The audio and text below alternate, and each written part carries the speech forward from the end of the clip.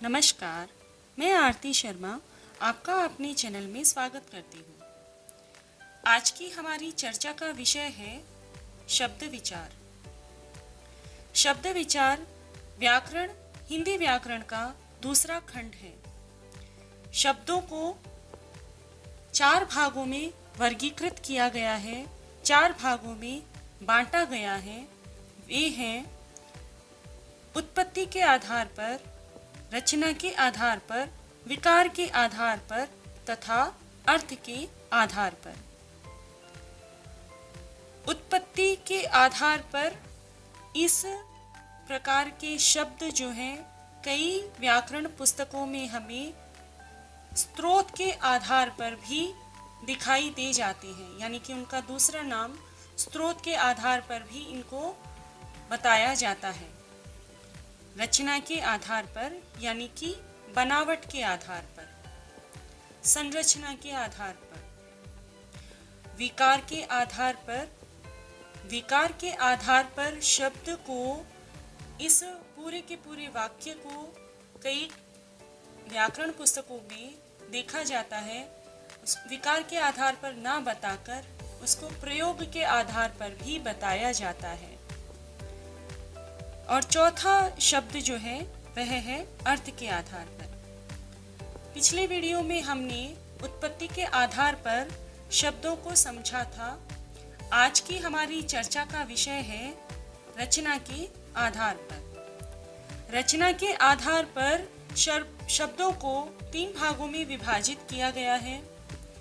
पहला है रूढ़ शब्द, दूसरा है यौगिक शब्द और तीसरा है योग रूढ़ शब्द।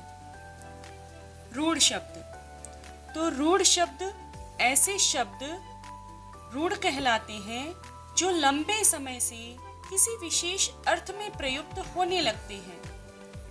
वे शब्द जो परंपरा से किसी व्यक्ति, स्थान, वस्तु या प्राणी आदि के लिए प्रयोग होते चले आ रहे हैं। जैसे गाय।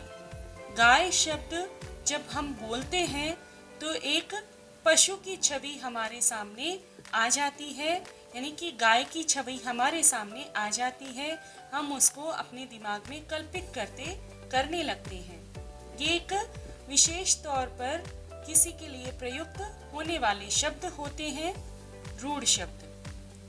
तो ऐसे ही शब्दों को रूढ़ शब्द कहा जाता है जो कि लंबे समय से किसी विशेष अर्थ में प्रयुक्त होने लगते हैं, जिनकी रचना किसी अन्य शब्द से नहीं हुई होती है।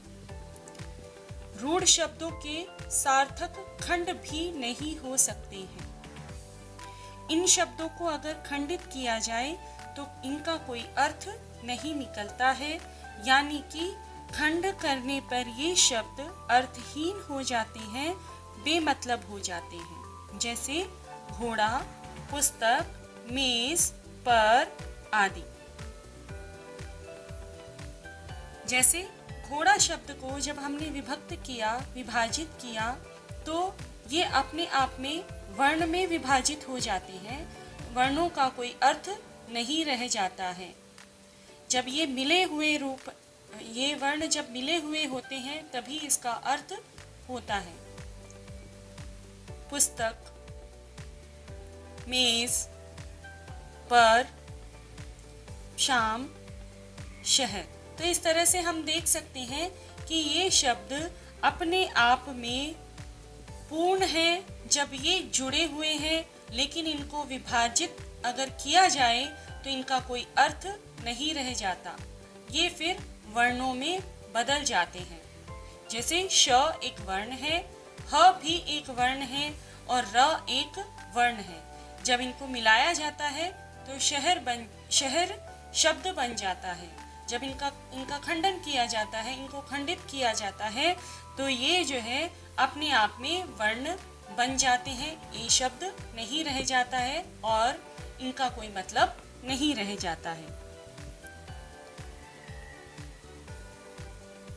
यौगिक शब्द, जिन शब्दों के सार्थक खंड या टुकड़े किए जा सकते हैं उन्हें यौगिक शब्द कहते हैं। यौगिक शब्दों का निर्माण दो या दो से अधिक शब्दों या शब्दांशों के योग से होता है। योग का मतलब होता है जोड़। मतलब यौगिक से तात्पर्य क्या है?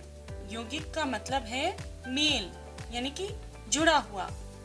यौगिक शब्द ऐसे शब्दों को कहा जाता है जो एक से अधिक सार्थक शब्दों से मिलकर बनते हैं। जैसे अनाथालय, अनाथ जोड़ आलय। घुड़दौड़, घुड़ शब्द घोड़ा शब्द से बना हुआ है। घुड़ जोड़ दौड़। विद्युत मापी, विद्युत जोड़ मापी। इसी तरह से और भी कई उदाहरण हैं, जैसे राष्ट्रपति, राष्ट्र जोड़ पति। तो ये शब्द जब इनको हम खंडित करते हैं तो इनका अपने आप में अर्थ है। प्रधानमंत्री, प्रधान जोड़ मंत्री, यानी कि प्रधान का मतलब क्या होता है? मुख्य, यानी मंत्रियों में मुख्य प्रधानमंत्री।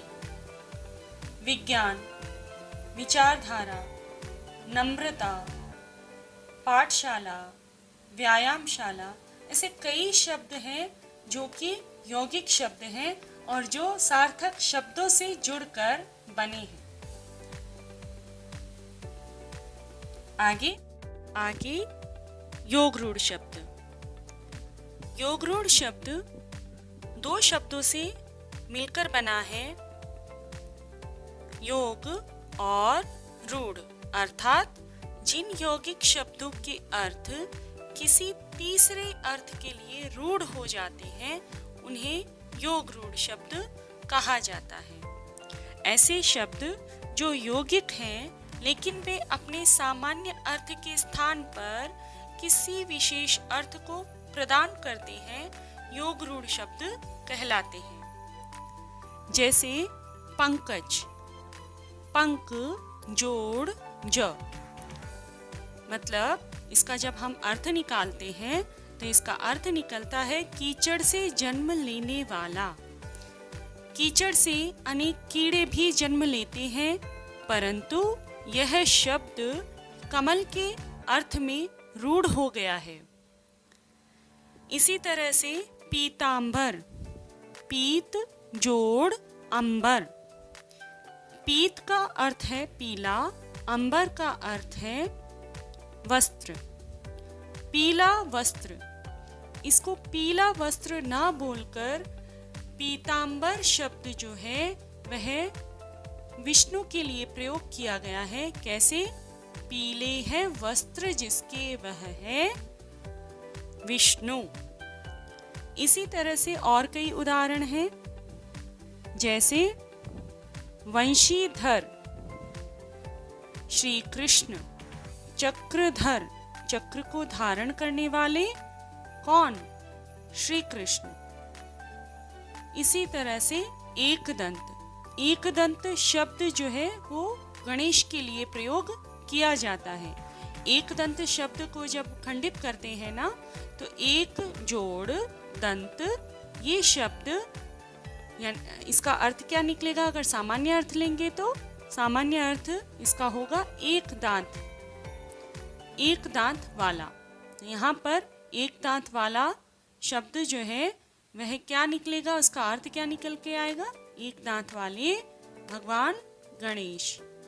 दशानन, 10 है आनंद जिसके रावण। तो इसी तरह से योगरूढ़ शब्द में केवल बहुव्रीहि समास के उदाहरण आते हैं। अभ्यास देखते हैं, इनमें कौन सा शब्द रूढ़ शब्द है? तो कौन सा शब्द रूढ़ शब्द है? पाठशाला, पुस्तक, पंकज, पुस्तकालय। हमने समझा कि रूढ़ शब्द वे शब्द हैं जब इनका विभाजन किया जाए, इनको बांटा जाए तो इनका अर्थ नहीं निकलता है। तो कौन सा शब्द ऐसा हो सकता है? पाठशाला शब्द जब इसको विभाजित किया जाएगा तो इसका अर्थ निकलेगा। पुस्तक शब्द को जब हम विभाजित करेंगे तो इसका कोई अर्थ नहीं निकलेगा। पंकज, पंकज शब्द को जब हम विभाजित करते हैं तो हमने तो ये देखा है कि ये एक योगरूढ़ शब्द है। और पुस्तकालय ये एक यौगिक शब्द है तथा हमारे पास में एक ही विकल्प बचता है, वह है पुस्तक।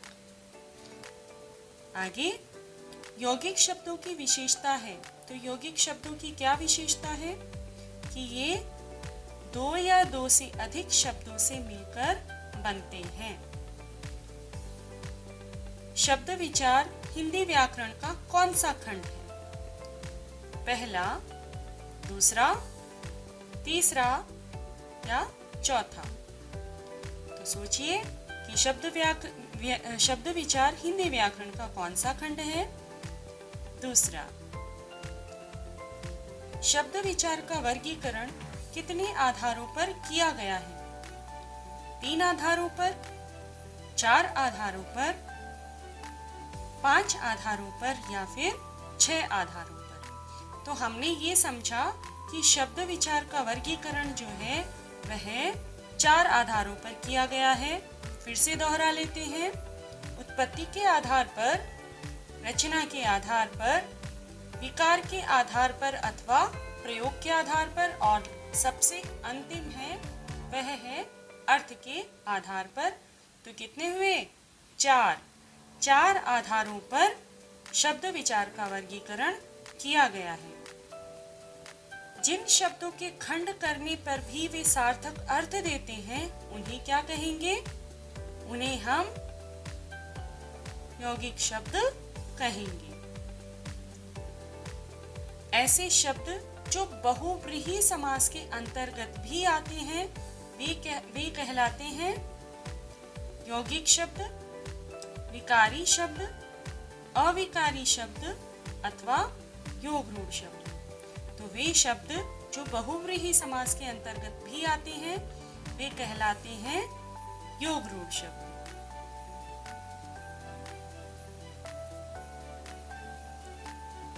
आशा है आपको समझ में आया होगा। यदि समझ में आए तो लाइक, शेयर और सब्सक्राइब ज़रूर कीजिएगा तथा कमेंट में बताइएगा कि मेरा ये प्रयास आपको कैसा लगा। धन्यवाद।